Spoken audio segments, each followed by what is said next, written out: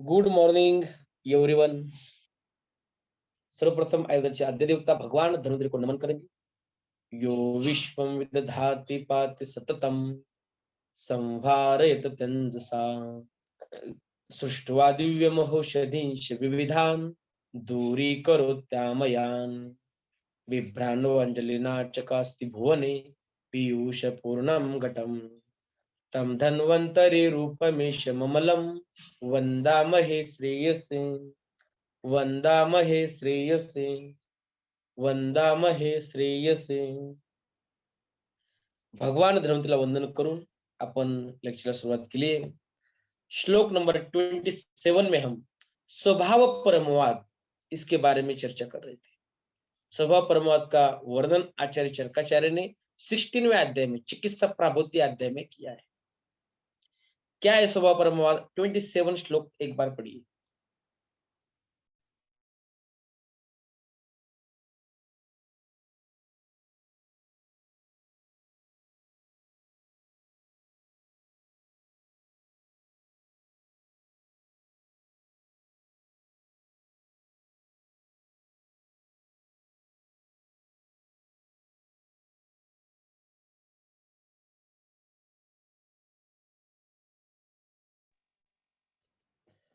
श्लोक नंबर 27। जायंत हेतु वैषम्यात विषमाद्य धातव हेतु साम्यात समस्तेषाम स्वभाव परम सदा। स्वभाव परमवाद का वर्णन आचार्य चरकाचार्य करते हैं कि देह के धातुएं अपने उत्पादक कारणों की विषमता से विषम हो जाती है। यदि उनके उत्पादक कारण सम रहते हैं तो धातुओं में भी समता रहती है। इन धातुओं का स्वभाव से विनाश प्रतिक्षण होता रहता है। यह आचार्य चरकाचार्य स्वभाव परमवाद के बारे में कहते हैं कि कोई भी धातु की विषमता है तो उसके लिए कुछ कॉज है, लेकिन धातु विषमता में समानता होने के लिए इन धातुओं का स्वभाव से ही, एक तो देह के धातु अपने उत्पादक कारणों की विषमता से विषम हो जाती है। यदि उनके उत्पादक कारण सम है, जब हम अच्छा आहार विहार ले रहे हैं तो धातुओं में भी समता रहती है। इन धातुओं का स्वभाव से विनाश प्रतिक्षण होता रहता है। इसका वर्णन स्वभाव परमवाद इस तरह किया है। श्लोक नंबर 28 में हमने देखा स्वभाव परमवाद का आधार। पढ़ लीजिए स्वभाव परमवाद का आधार।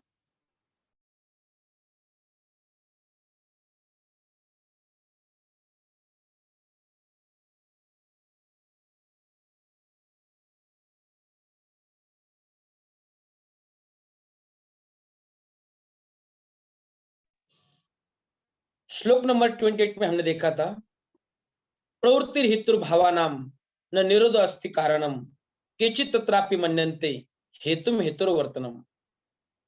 स्वभाव परमवाद का आधार भाव पदार्थों की उत्पत्ति में कारण होता है, परंतु उनके नाश में कारण नहीं होता। कई आचार्य कारण न होने का अर्थात उत्पादक कारण के अभाव को विनाश में कारण मानते हैं। श्लोक नंबर 29 देखिए। स्वभाव परमवाद के विषय में अग्निवेश की आशंका। स्वभाव परमवाद ऐसा कहता है कि अपने धातुओं की विषमता के लिए जो कारण है, विषमता के कारण उन्होंने सेवन किए तो विषमता होगी, समानता की आहार सेवन किया तो धातु की समानता रहेगी। ये स्वभाव परमवाद है। लेकिन यही ऐसा कहा है कि धातुओं का स्वभाव से ही विनाश प्रतिक्षण होता रहता है। उन्होंने एक एग्जाम्पल दिया था, चक्रपाणी ने दीपक के प्रज्वलित होने में तेल और बत्ती को कारण माना है, और उसके बुझने में कोई कारण नहीं माना है, क्योंकि वह स्वभावतः नष्ट होता है, अर्थात दीपक स्वतः बुझ जाता है। इस प्रकार स्वभावतः विनाश होने के पक्ष को मान लेने पर यह शंका होती है कि शरीर में विषम हुई धातुओं का विनाश स्वभावतः हो जाएगा तो चिकित्सा करने का क्या प्रयोजन होगा। इस विषय को अग्रिम सूत्र में उपस्थित किया गया है श्लोक नंबर 29 में। स्वभाव परमवाद के विषय में अग्निवेश की आशंका है। एवं मुक्तार्थम आचार्यम अग्निवेश्य व्यभाषित स्वभाव परमे कर्म चिकित्सा प्राप्त की भेषजर विषमान धातुन कान समीकृते भिषक का वा चिकित्सा भगवान किमर्थम वा प्रयुज्यते। स्वभाव परमात्म के विषय में अग्निवेश की आशंका, जब भावों की उत्पत्ति में कारण का होना किंतु विनाश में कारण न होना, इस तरह की बात आचार्य के कहने पर अग्निवेश ने पूछा, यदि बिना किसी कारण के स्वभावता ही पदार्थों का नाश हो जाता है तो धातु वैषम्य भी स्वभावता ही नष्ट हो जाएगा। तो फिर धातु वैषम्य के नाश के लिए चिकित्सक की क्या आवश्यकता है। जैसे उन्होंने दीपक का उदाहरण दिया था, जब तक तेल और बत्ती है उसी कारण दीपक बुझ रहा है, दीपक चालू है, और उसके बुझने में कोई कारण नहीं माना है क्योंकि स्वभावता ही वह तेल कम होने से नष्ट होने वाला है। तो जब धातु की विषमता होती है तो यह स्वभाव परमवाद में अग्निवेश ने क्वेश्चन पूछा है, यदि बिना किसी कारण के स्वभावता ही पदार्थों का नाश हो जाता है तो धातु वैषम्य भी स्वभावता ही नष्ट हो जाएगा। तो फिर धातु वैषम्य के नाश के लिए चिकित्सक की क्या आवश्यकता है। वैद्य औषधों से किन विषम हुए धातु को सम करता है। भगवान चिकित्सा किसे कहते हैं और वह किस लिए प्रयुक्त होती है, ऐसा क्वेश्चन अग्निवेश ने पूछा है। तात्पर्य यह है कि जब विनाश का कारण अपने आप स्वभावता ही हो जाता है तब धातुओं की विषमता स्वयं ही विनष्ट हो जाएगी और धातु विषमों को नष्ट करने के लिए चिकित्सा करने की कोई आवश्यकता न होने से चिकित्सा करना निष्प्रयोजन है, ऐसा अग्निवेश पूछते हैं। तो यहाँ अग्निवेश को आत्रेय का उत्तर आता है। देखिए श्लोक नंबर 31। तशिष्य वचनम श्रुत्वा व्याजहार पुनर्वसु श्रूयता मत्रया सौम्य युक्ति दुष्टा महर्षि न नाश कारण भावाद भावानां नाश कारणम न्यायते नित्यगस्यैव कालस्त्यात्यय कारणम शीघ्र गत्वाद्यता भूतस्तथा भाव विपद्यते निरोधे कारणम तस्य नास्ति नैवान्यथा क्रिया। अग्निवेश को आत्रेय का उत्तर है। शिष्य की बातों को सुनकर भगवान आत्रेय ने उत्तर दिया, हे सौम्य, इस विषय में महर्षियों ने जिन युक्तियों को देखा है उनको सुनो। भाव पदार्थों के नाश का कोई कारण नहीं ज्ञात होता है क्योंकि भाव के नाश का कोई कारण नहीं होता।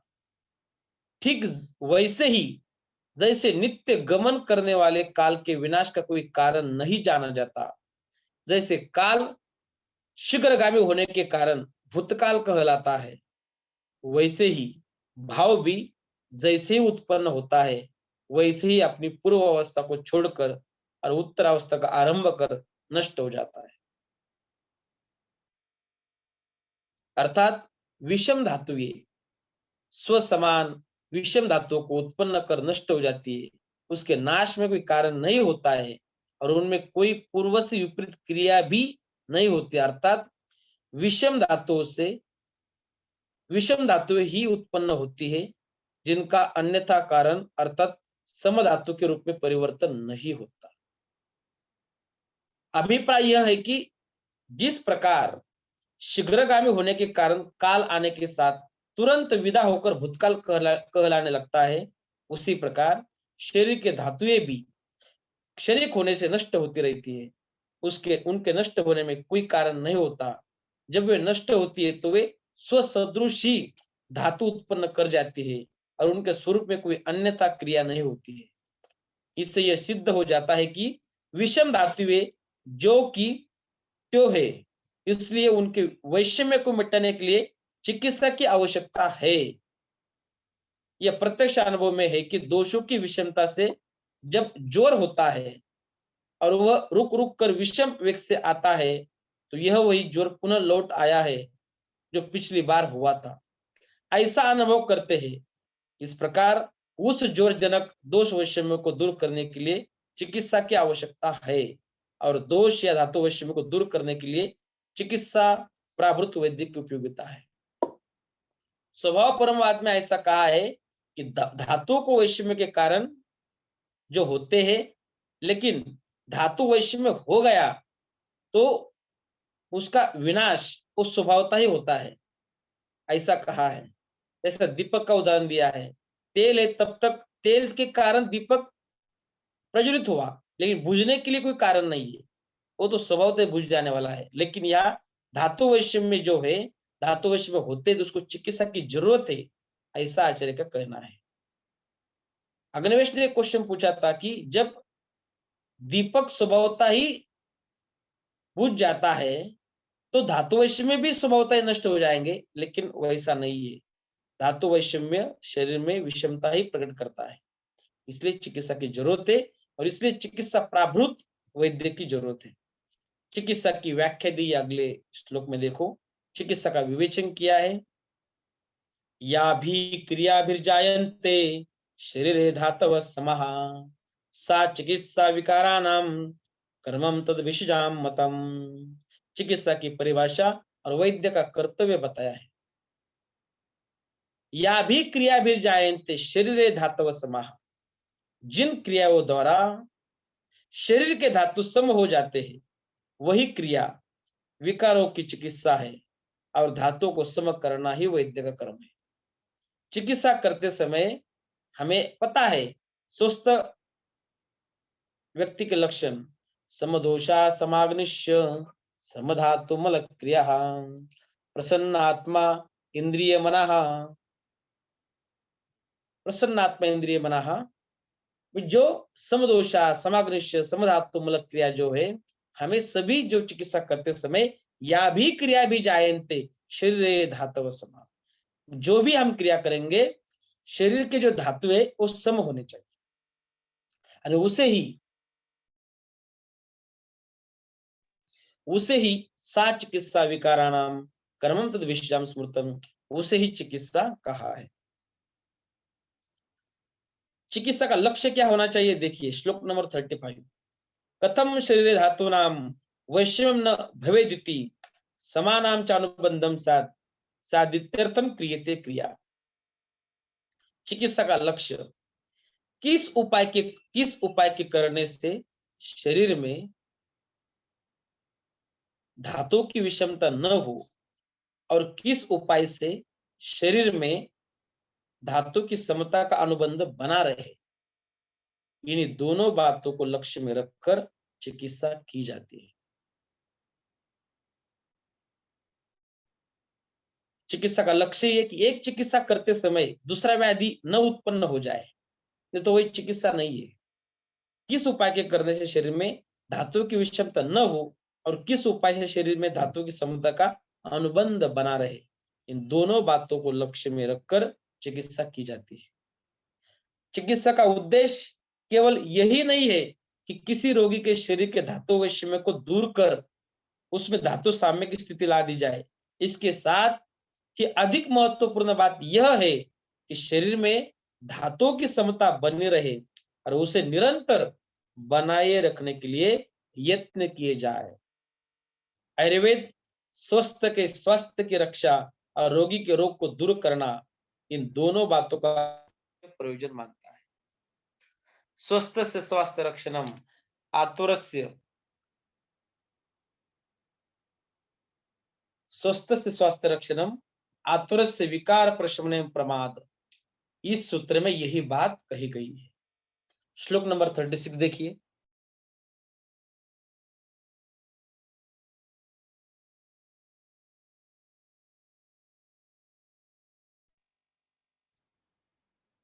तो अभी हमने 35 और 34 श्लोक में चिकित्सा की व्याख्या देखी, चिकित्सा का लक्ष्य देखा। 36 में धातु साम्यपन के बारे में चर्चा की है।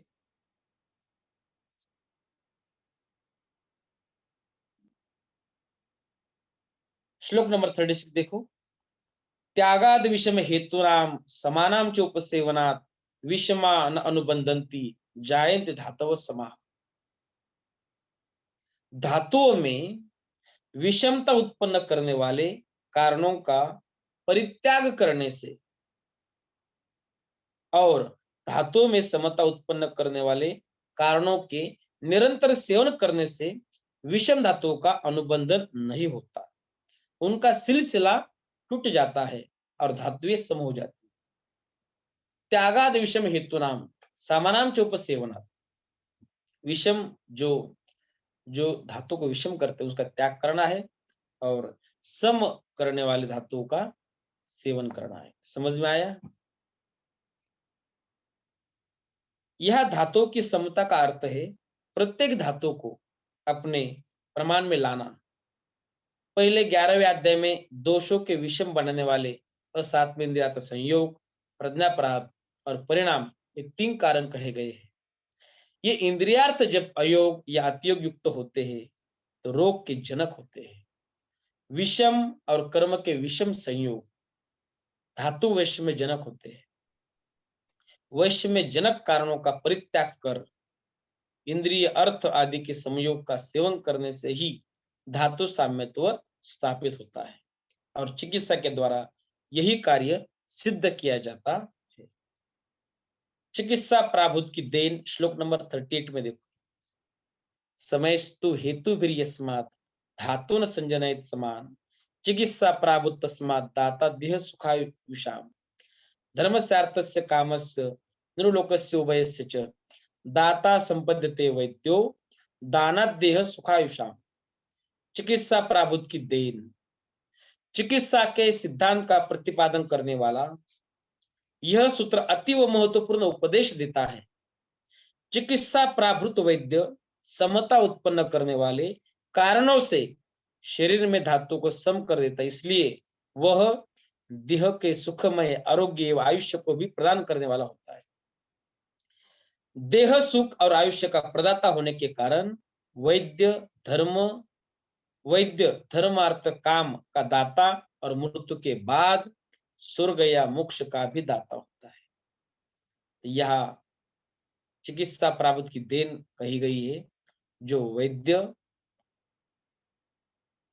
अपने ज्ञान से अपने जो रुग्ण है उनकी सेवा करता है, उनको अच्छा तरह से मार्गदर्शन करता है, उनको सुख में आरोग्य प्रदान करता है,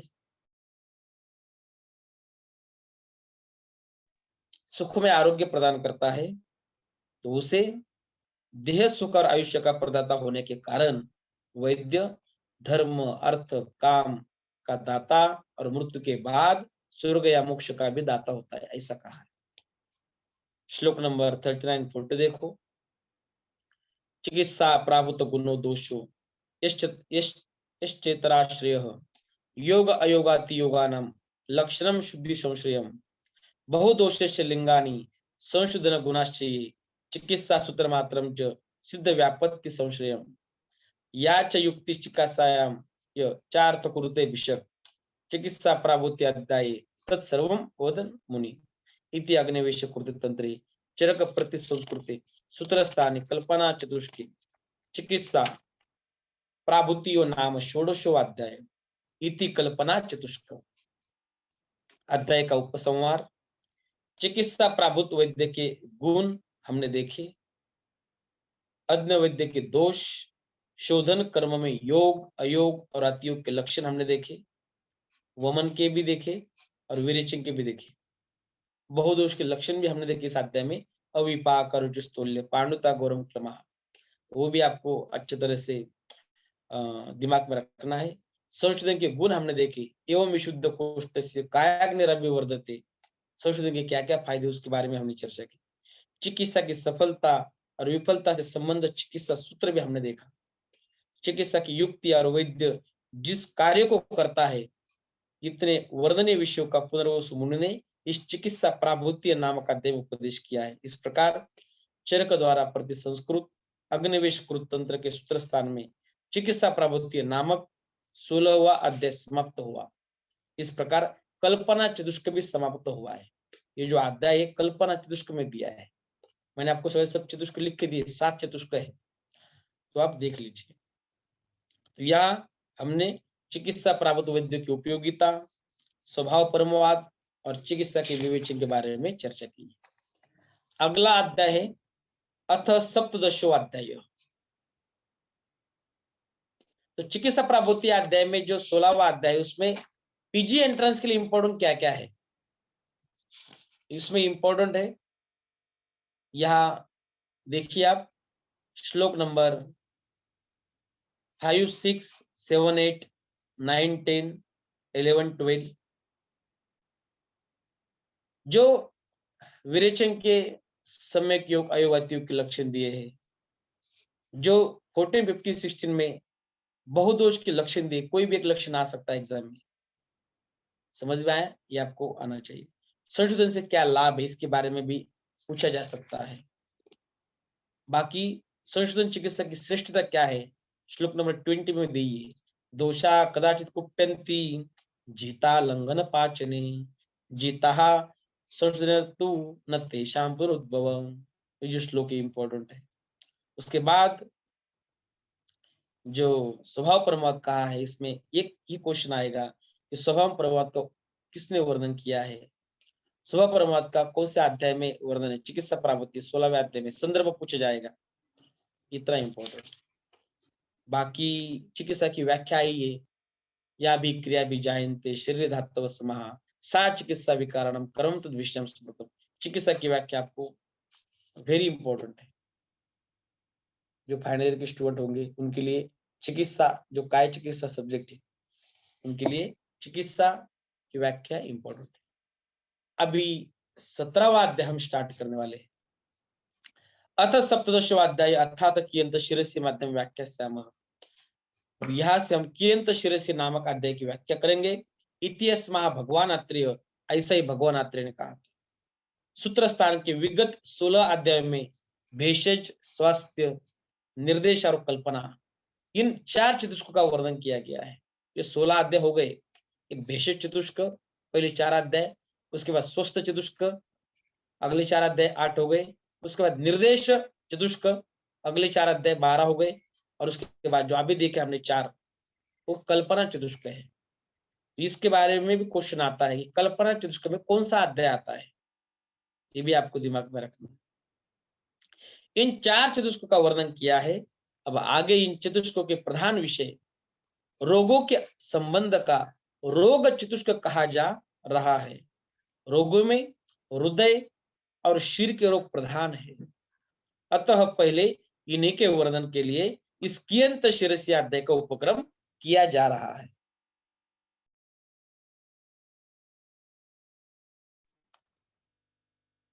अभी देखो अग्निवेश के प्रश्न है इस अध्याय में क्या क्या है। जैसे भगवत गीता में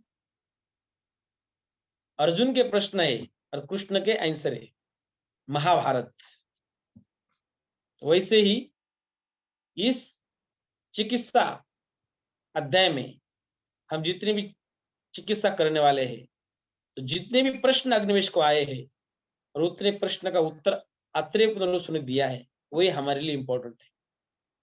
अभी देखिए अग्निवेश का पहला प्रश्न क्या है, कियंतः शिरसि प्रोक्ता रोगा रुदिचे देहिनाम कतिचा पैंडलादीनाम रोगा मान विकल्पजा क्षया कति समाख्याता पीड़का कति चानग गति ही कति विधा चोक्ता दोषानाम दोष शोधन। अग्निवेश के प्रश्न, हे निष्पाप, मनुष्य के शरीर में कितने रोग होते हैं, हृदय में कितने रोग होते हैं, वात पित्त कफ इन तीनों के अलग अलग द्वंद्वज और सन्निपातज रोग, इनके क्षय स्थान और वृद्धि, इन विकल्पों के भेद और उनसे होने वाले रोग कितने होते हैं, वातादि दोष और धातु के क्षय कितने प्रकार के होते हैं, पीड़काएं कितने होती है, हे दोषों को नष्ट करने वाले वातादि दोषों की गतियां कितने प्रकार की होती है। इन 6 प्रश्नों को अग्निवेश ने आत्रेय पुनरुस से पूछा। तो इस अध्याय में क्या है आपको समझ में आया है कि 6 प्रश्न है, 6 प्रश्न के उत्तर दिए हैं। पहला प्रश्न क्या है, मनुष्य के शरीर में कितने रोग होते हैं, कियंतः शिरसि प्रोक्ता। सेकंड है, हृदय में कितने रोग होते हैं, क्योंकि उन्होंने शीर प्रदेश और हृदय को प्रधान माना है। सेकंड प्रश्न है, रुदिच देहि नाम, हृदय में कितने रोग होते हैं। थर्ड प्रश्न, वात पित्त कफ इन तीनों के अलग अलग द्वंद्वज और सन्निपातज रोग, इनके क्षय, स्थान और वृद्धि, इन विकल्प के भेद और उनसे होने वाले रोग कितने होते हैं। फोर्थ क्वेश्चन है, वातादि दोष और धातुओं के क्षय कितने प्रकार के होते हैं। पांचवा, पीड़िकाएं कितनी होती है। वेरी इंपॉर्टेंट अध्याय फॉर पीजी एंट्रेंस। पीड़िकाएं कितनी होती है। हे दोषों को नष्ट करने वाले। 6, वातादि दोषों की गतियां कितने प्रकार की होती है। इन 6 प्रश्नों को अग्निवेश ने आत्रेय पुनरुसु से पूछा। आत्रेय पुनरुसु ने आंसर दिया है श्लोक नंबर 5 में। होताश वेशस्य वचस्त शुत्वा गुरुर्ब्रवीत पृष्ठवानसीयत सौम्य तन्मय शृणु सविस्तरम। आत्रेय का निर्देश, अग्निवेश के वचन को सुनकर गुरु आत्रेय ने कहा, हे सौम्य, जो तुमने पूछा है उसका उत्तर विस्तार से दे रहा हूं, सुनो। तन्मय शृणु सविस्तरम। तो आत्रेय जी ने उत्तर दिया श्लोक नंबर 6, 7। दृष्टा पंच शिरो रोगा पंचे हृदयामया व्याधिनाम द्व्याधिका षष्टिर दोषमान विकल्पजा दशाष्टोच क्षया सप्त पीड़का माधुमेहिका दोषनाम त्रिविधा चोक्ता गतिर्विस्तरत श्रृणु। आत्रेय का उत्तर आया है। अभी 6 प्रश्न थे, 6 प्रश्न के उत्तर एक ही श्लोक में दे दिया, 6 और 7 में। पहला प्रश्न था कि मनुष्य के शरीर में कितने रोग होते हैं। देखो, शरीर में वात, पित्त, कफ, सन्निपात और कृमि से उत्पन्न होने वाले 5 रोग होते हैं। पहला एमसीक्यू अपना, शरीर में वात, पित्त, कफ, सन्निपात और कृमि से उत्पन्न होने वाले 5 रोग होते हैं। सेकंड क्वेश्चन था, हृदय में कितने रोग होते हैं। तो वात, पित्त, कफ, सन्निपात और कृमि से ही 5 रोग हृदय में होते हैं।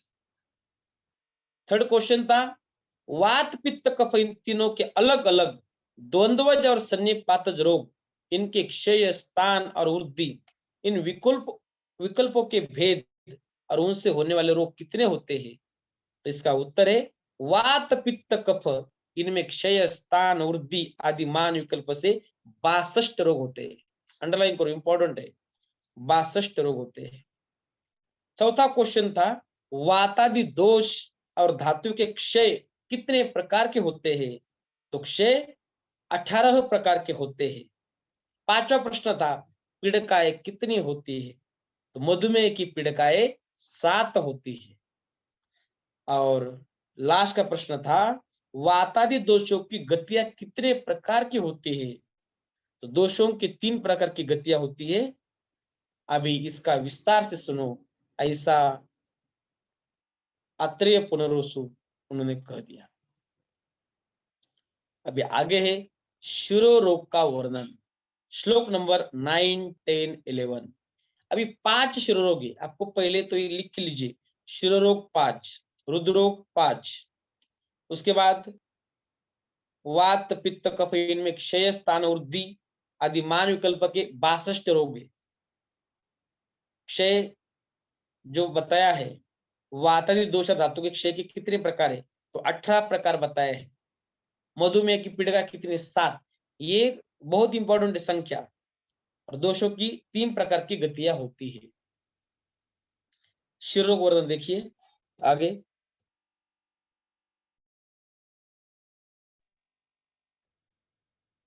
नाइन, 10, 11।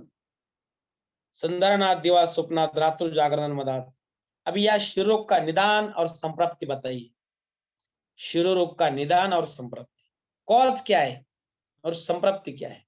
हेतु और संप्राप्ति, कौन सा हेतु सेवन करने से कैसी प्रक्रिया शरीर में आती है और उसके बाद लक्षण दिखते हैं। संधारणात, दिवा, स्वप्नात, रात्रि जागरण, मदात, उच्चर भाष्यात, अवश्यायात, प्रगवातादि मैथुनात, गंधाद, सात्म्यात, घ्रातात, रजो धूम हिमा आतपात, गुरु अम्ल हरिता दानात, अतिशितांबु सेवनात, शिरो अभिघात, दुष्टान ओदनात, बाष्प निग्रहात मेघागमनान् तापोद्देश काल विपर्यात् वातादय प्रकृप्तांतम शिरस्त्रम च दुष्यति ततः शिरसे जायन्ते रोगा विविध लक्षणा। शिव रोग का निदान और संप्राप्ति। मल मूत्र वीर्य हिक्का उद्गार और अपन वायु आदि के वेगों को रोकने से, दिन में सोने से, रात में जागने से, नशीली वस्तु के प्रयोग से, जोर से बोलने से, ओस लगने से, पुरवैया हवा लगने से, अति स्त्री संभोग से, प्रतिकूल गंध सूंघने से, धूल धुआं शीत और धूप लगने से, गरिष्ठ आहार से, खट्टे पदार्थ और हरे पदार्थ आदि खाने से, बहुत शीतल जल के सेवन से, सिर में चोट लगने से, दूषित आम विकार से, रोने से, आंसू रोकने से, आकाश में बादल लगने से, मानसिक कष्ट होने से तथा देश और काल के विपरीत हो जाने से वात आदि दोष कुपित हो जाते हैं और शरीर में रक्त दूषित हो जाता है। तब शरीर में अनेक प्रकार के लक्षणों से युक्त रोग उत्पन्न हो जाते हैं। यहाँ 5 शिव रोग कहे गए हैं और सुश्रुत ने 11 शिव रोग का वर्णन किया है। अंडरलाइन लिखो, 5 शिव रोग आचार्य चरकाचार्य ने कहा है और आचार्य सुश्रुत ने 11 शिव रोग का वर्णन किया है। इसके अतिरिक्त शरीर में होने वाले अरुणशिका, दारुण, खालित्य, पालित्य आदि शीघ्र रोग तथा शिर की विद्रधि, ग्रंथि, अर्बुद आदि शल्य तंत्रीय रोग होते हैं। इसलिए यह वर्णित शिव रोग को शिरशूल समझना चाहिए। चक्रपाणि ने रुजा करने के अर्थ में रोग शब्द का यह प्रयोग कहा है। इस प्रकार अन्य स्थानों पर वर्णित शिव रोग से इसका कोई विरोध नहीं है। यह इंपॉर्टेंट इसकी इतना ही है, 5 शिव रोग आचार्य चरकाचार्य ने कहा है और आचार्य सुश्रुत ने 11 कहा है। बाकी सब तो जो कॉजेस है वो आपको अपने अभी सुना है, लेकिन वो नाइस टू नो है। ठीक है, तो अगला पार्ट हम अगले लेक्चर में देखेंगे। Thank you.